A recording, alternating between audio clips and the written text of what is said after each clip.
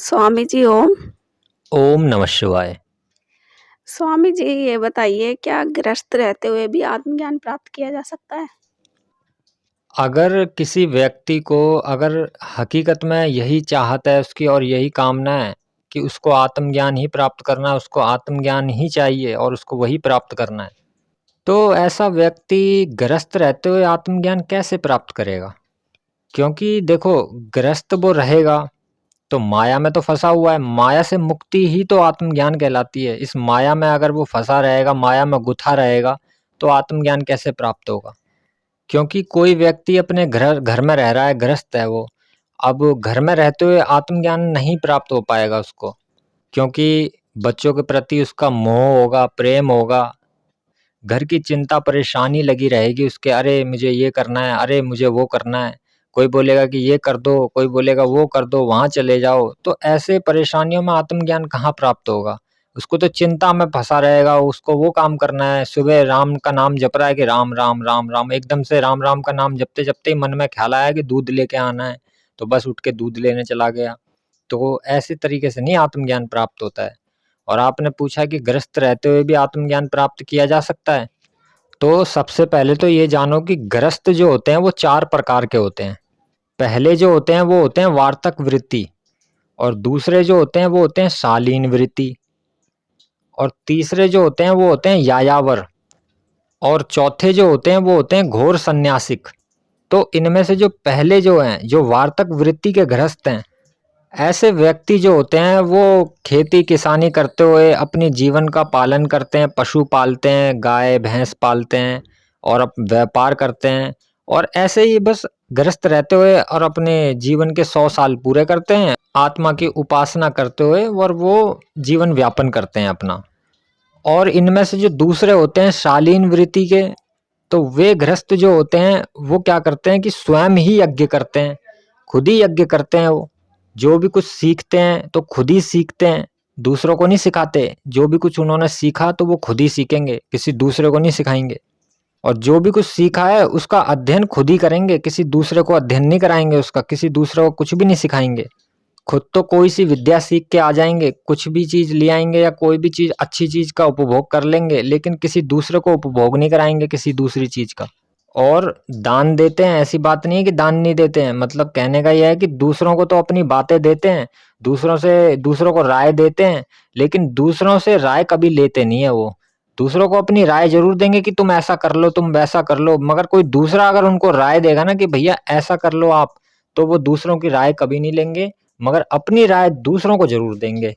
और इसी तरीके से वो आत्मा की उपासना करते रहते हैं। वे दूसरे नंबर के गृहस्थ होते हैं जिनको कहते हैं शालीन वृत्ति गृहस्थ। और तीसरे नंबर पे आते हैं यायावर गृहस्थ।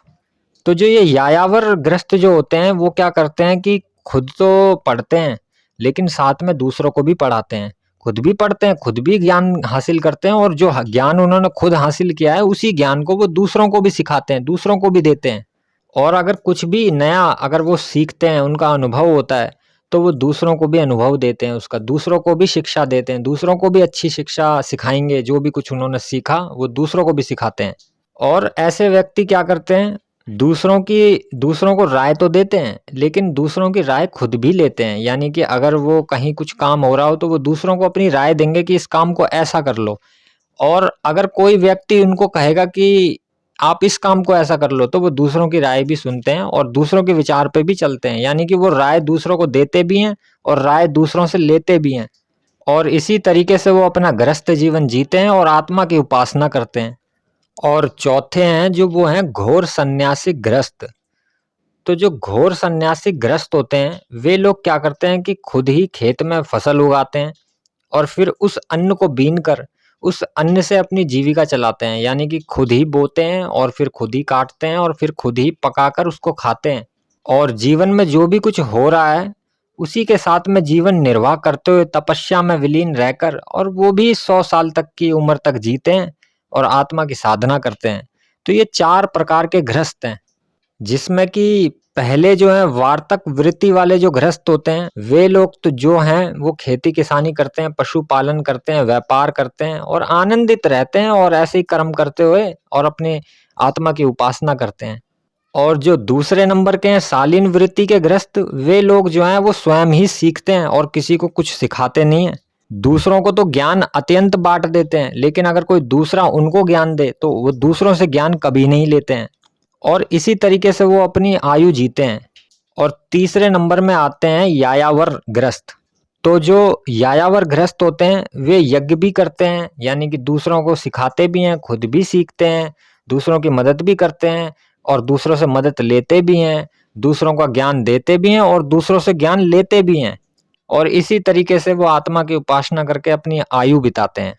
और चौथे जो हैं घोर सन्यासिक ग्रस्त, वे लोग भी खुद ही फसल उगाते हैं और खुद ही उस फसल को काटते हैं, बीनते हैं और फिर उसको पकाते हैं, खाते हैं और ऐसे ही अपने जीवन का निर्वाह करते हैं वे लोग। और जीवन का निर्वाह करते-करते आत्मा की उपासना करते हैं और अपनी पूरी आयु इसी में बिता देते हैं। तो ये 4 प्रकार के गृहस्थ हैं। मगर अगर कोई चाहे कि ग्रस्त रहते हुए ही आत्मज्ञान प्राप्त हो जाए, तो ऐसे व्यक्ति को देखो मोह और माया से मुक्त होना पड़ेगा और मोह माया से मुक्त ग्रस्त रहते हुए नहीं हुआ जा सकता। क्योंकि देखो घर में अगर कोई व्यक्ति रहता है, अब उसके पोते को किसी ने मार दिया, तो फ़ौरन उसको गुस्सा आएगा और वो तुरंत जाएगा वहाँ पे और जाके बोलेगा कि तूने कैसे मार दिया मेरे पोते को? तो उसको गुस्सा उत्पन्न हुआ मन के अंदर, यानी वो कहाँ से फिर अभी तो वो मोह माया में फँस रहे हैं बुरी तरीके से, लिप्त हैं। क्योंकि जो व्यक्ति आत्मज्ञान की तरफ चलता है तो वो इन व्याधियों को, इन मूर्खताओं को छोड़ देता है। ये गुस्सा आना, ये सब चीज़ें, ये सब मूर्खता के काम हैं। तो इन सब चीज़ों को वो त्याग देता है। और ये जो मोह है, बच्चों के प्रति मोह होता है, माया में ये जो फँस रहा है इंसान, इस माया को भी त्यागना पड़ता है। अब कोई इंसान अपना घर छोड़ने को तो तैयार नहीं है और बात करता है आत्मज्ञान प्राप्त करने की, तो कैसे आत्मज्ञान प्राप्त हो जाएगा? आत्मज्ञान प्राप्त करने के लिए तो सब कुछ छोड़ना पड़ता है। ये देह, ये शरीर को भी छोड़ना पड़ता है क्योंकि ये शरीर भी असत्य हो जाता है। आत्मा सत्य है, शरीर सब कुछ असत्य है, सब कुछ नश्वर है, सब नष्ट हो जाएगा एक दिन, लेकिन आत्मा कभी नष्ट नहीं होती। तो जो व्यक्ति आत्मा के ज्ञान को प्राप्त करना चाहता है, तो उसको तो सब कुछ छोड़ना ही पड़ेगा। अब कोई व्यक्ति सोच रहा है कि मैं गृहस्थ भी रहूँ, मतलब इसको भी पकड़ के रखूँ और मैं वहाँ भी पकड़ लूँ, तो ऐसे नहीं होगा। व्यक्ति को छोड़ना पड़ता है। अगर कोई व्यक्ति पहली क्लास में से दूसरी क्लास में जाता है पास होकर, तो उसको पहली क्लास को छोड़ना होगा, तब जाके वो दूसरी क्लास में जाके पढ़ाई करेगा। अब वो बच्चा सोचे कि नहीं, मैं तो पहली क्लास में भी पढ़ना चाहता हूँ, दूसरी क्लास में भी पढ़ना चाहता हूँ, तो बच्चे व्याधियों में फँस जाएगा। काफ़ी सारी व्याधियाँ आ जाएँगी उसके संग में, टेंशन, प्रॉब्लम आ जाएगी, क्रिएट हो जाएगी और ज़्यादा वो फँस जाएगा उसमें। तो बच्चे को क्या करना है कि पहले क्लास पास करने के बाद में उसको दूसरी क्लास में जाना होता है। तो ऐसे ही है कि कोई चाहता है कि गृहस्थ रहना और साथ में आत्मज्ञान भी प्राप्त करना। तो ऐसा दोनों को साथ में रख के चलना संभव नहीं हो पाता। अगर 2 नाव में पैर रख के और चलोगे, एक दूसरी नाव में पैर रख रखा है तुमने, एक दूसरी नाव में पैर रख रखा है और चल रहे हो, तो रास्ते में कहीं पे भी तुम डूब ही जाओगे, नीचे ही गिरोगे पानी के अंदर। तो इसलिए गृहस्थ रहते हुए भी और आत्मज्ञान भी प्राप्त करना है, तो दोनों को एक साथ लेके नहीं चला चला जा सकता। क्योंकि कोई कितना भी मन में सोच ले, कितना भी मन में सोच ले कि हम मोह माया से मुक्त हो गए हैं, लेकिन अपने को कोई अगर मारेगा, पीटेगा या लड़ाई दंगा हो जाएगा या अपने को मुसीबत दुःख में देखेगा, तो उसके अंदर भी दुःख प्रकट हो जाएगा। तो फिर कैसे प्राप्त हो जाएगा? वो गृहस्थ में रह के नहीं प्राप्त कर सकता। क्योंकि अगर वो गृहस्थ से दूर है और गृहस्थ से दूर है, ना घर की उन्हें टेंशन है, ना कुछ है कि घर में क्या चल रहा है, क्या नहीं चल रहा, उनको कुछ भी मन में टेंशन नहीं है। तो वो व्यक्ति अपने आत्मचिंतन करता है।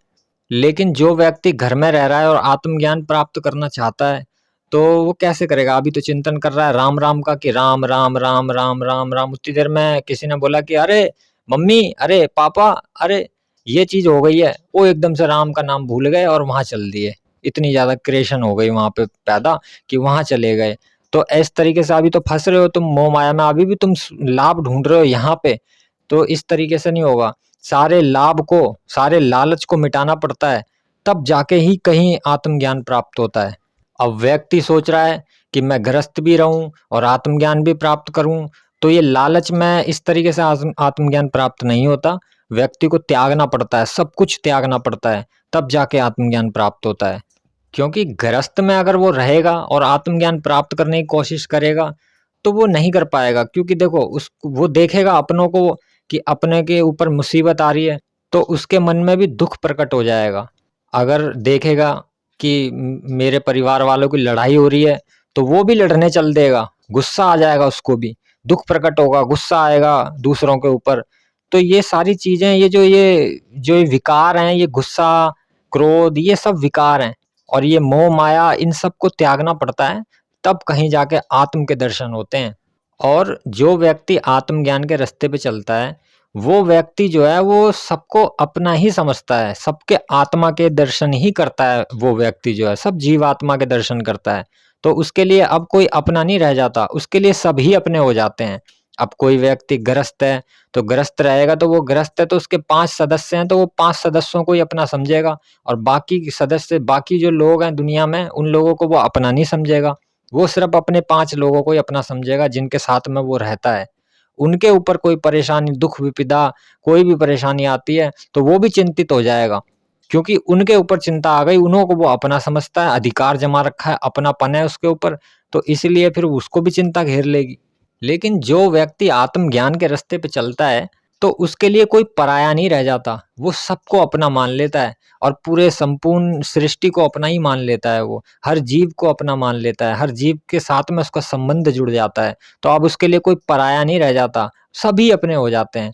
और गृहस्थ में ये है कि गृहस्थ में क्या है कि जितने गृहस्थ में लोग हैं, जितने इसके सदस्य हैं, सिर्फ़ वही इसके अपने हैं और बाकी सारे अनजान हो जाते हैं। जबकि आत्मज्ञान जो प्राप्त करने की राह पे चल रहा है, उसके लिए तो सभी अपने हैं, उसके लिए कोई पराया नहीं है, सभी अपने हो जाते हैं। तो ऐसा व्यक्ति अगर किसी पराये को भी दुःख में पड़ा हुआ देखता है, तो वो उसके लिए भी दुखी हो जाता है, उसके लिए भी चिंतित हो जाता है। जबकि कोई गृहस्थ में रहने वाला हो, तो सिर्फ़ वो अपनों के प्रति ही चिंतित होता है, अपनों के प्रति ही दुःख प्रकट करता है। अगर उसके बच्चे को चोट लग जाएगी, तो उसको लगता है कि चोट लग गई और बहुत दुखी हो जाएगा। अगर किसी दूसरे के बच्चे को चोट लग जाएगी, तो हँसेगा। क्यों हँसेगा? उसके बच्चे को चोट लगी, वो दर्द नहीं हुआ, उसके बच्चे के खून निकला, वो खून नहीं था। मगर उन लोगों को ऐसा लगता है कि हमारे बच्चे को चोट लगी है, हमारे बच्चे को ही दर्द होता है, हमारे बच्चों को ही भूख लगती है, सब काम हमारे बच्चे को ही होता है। दूसरों के बच्चे तो बेदर्द के हैं, दूसरों के बच्चों को दर्द नहीं होता, दूसरों के बच्चों को भूख नहीं लगती। अगर उनके बच्चे भूखे बैठे होंगे, तो अपने बच्चों को वो पेट भर खाना खिला देंगे और उनके पास में अगर खाना बच भी जाएगा, तो वो किसी भूखे गरीब को नहीं खिलाएँगे उस खाने को, वो फेंकना मंज़ूर करेंगे उस खाने को, लेकिन किसी को खिलाना मंज़ूर नहीं करेंगे। तो देखा जाए तो गृहस्थ भी एक पकड़ ही है, इस पकड़ से मुक्त हो जाओ। तुम किसी कैद में नहीं हो, तुम आज़ाद हो। तो जो व्यक्ति आत्मज्ञान के रास्ते पे चलता है, वो संपूर्ण सृष्टि को अपना घर समझता है और संपूर्ण सृष्टि को ही अपना घर मान लेता है वो। तो संपूर्ण सृष्टि के जीव उसके अपने हो जाते हैं। तो गृहस्थी हो गया एक तरीके से। और देखा जाए तो जो चाहे कि नहीं जी, हम अपने घर में रह के, गृहस्थ रह के आत्मज्ञान प्राप्त करना चाहते हैं, अपने बच्चों के साथ में, अपने पोता-पोतियों के साथ में मिल के गृहस्थ रह के और आत्मज्ञान प्राप्त करना चाहते हैं, तो इस तरीके से तो नहीं हो पाता है जल्दी से, क्योंकि मन की शुद्धि नहीं हो पाती है, मन की शुद्धि होना आवश्यक है। अभी तुम्हारे पोते को कोई गाली बकेगा या कोई मार के चला जाएगा, तो तुम्हें तुरंत गुस्सा आ जाएगा, तो मन में विकार हैं तुम्हारे, अभी शुद्धि नहीं है मन के अंदर। तो यही है कि क्रोध आ गया तुम्हें। जो आत्मज्ञान प्राप्त कर लेता है, उसके अंदर क्रोध जैसी कोई चीज़ नहीं होती है, क्योंकि व्यक्ति देखता है कि क्रोध तो बाहर ही प्रकट हो रहा है, अंदर से तो मैं एकदम शांत बैठा हूँ, एकदम शांत हूँ मैं। तो वो उस शांति की तरफ ध्यान देता है, ना कि बाहर जो ये क्रोध उत्पन्न हो रहा है बेकार का, इस क्रोध के ऊपर ध्यान देता है। जबकि एक गृहस्थ जो होता है, वो बाहरी और ज़्यादा ध्यान देता है। अगर भाई साहब उसके बेटे को या किसी को कुछ कर दिया, तो वो तुरंत क्रोधित हो जाएगा और क्रोध के ऊपर ज़्यादा ध्यान देगा, बाहर की तरफ ज़्यादा ध्यान देगा। वो अंदर नहीं देखेगा अपने कि मैं शीतल हूँ, एकदम शांत हूँ। वो बाहर की ऊपर ज़्यादा ध्यान देगा, अरे मेरे बेटे को मार दिया यार, तुम बात कर रहे हो शांति रहने की, कमाल है। ऐसे कोई मार जाएगा? कैसे कोई मार जाएगा? तो इस तरीके से करने लग जाते हैं और उल्टा मारने और लग जाते हैं, दूसरों को पीटने लग जाते हैं, गाली बकने लग जाते हैं, या जैसे भी करके अपने मन की भड़ास निकालने लग जाते हैं। तो देखा जाए तो ये भी एक तरीके का लालच ही है कि मैं इसको भी लेके चलूँ अपने साथ में और मैं इसको भी लेके चलूँ अपने साथ में। तो ये सब चीज़ें तो माया है, मिथ्या है ये सारी चीज़ें। मोह माया का चक्कर में फँसे रहोगे, तो कभी आत्मज्ञान नहीं प्राप्त होता। आत्मज्ञान प्राप्त करने के लिए सब कुछ त्यागना पड़ता है, सब कुछ, गृहस्थ भी सब कुछ त्यागना पड़ता है। यहाँ तक कि शरीर, इस देह को भी त्यागना पड़ता है, तब जाके कहीं आत्मज्ञान प्राप्त होता है। ओम नमः शिवाय।